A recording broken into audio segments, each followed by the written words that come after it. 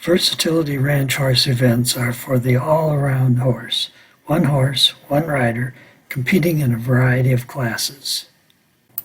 According to the AQHA, the purpose of the ranch riding class is to measure the ability of the horse to be a pleasure to ride while being used as a means of conveyance from performing one ranch task to another.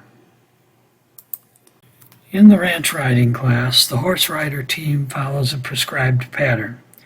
For Part 3, I am using a video of my run in an AQHA show in 2019.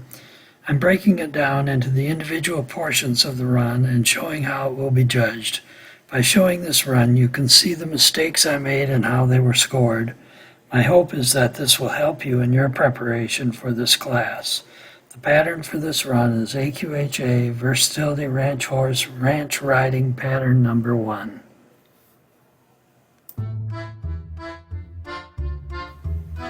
When a rider starts his run, he has a score of 70.